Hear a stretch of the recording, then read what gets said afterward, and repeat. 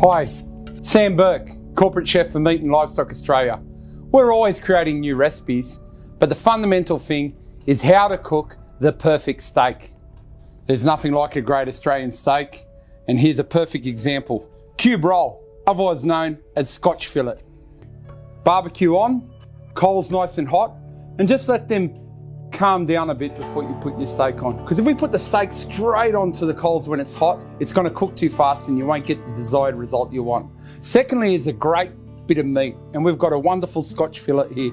If you have a look at the top bit, this muscle here is called the spinalis, and then there's some fat in between it, and then we've got our meat.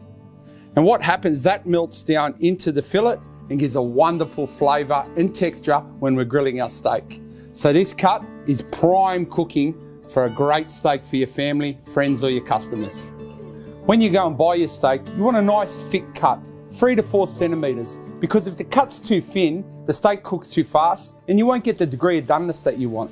Steak straight onto the centre of the barbecue. Now it's time to turn our steak horizontally. For this steak, 3 to 4 minutes each side, and then half the amount of cooking time for resting. Pro tip, get yourself a meat thermometer, then you can probe it to the exact doneness that you want. For medium rare, 60 to 62, and then when you're resting it, those temperatures will come up to 65 degrees. How lucky are we to have this great Australian produce? This steak, fabulous, the family's gonna love it.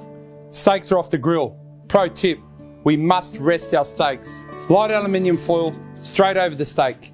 Why? Because when you cook a steak, all the juices go to the centre.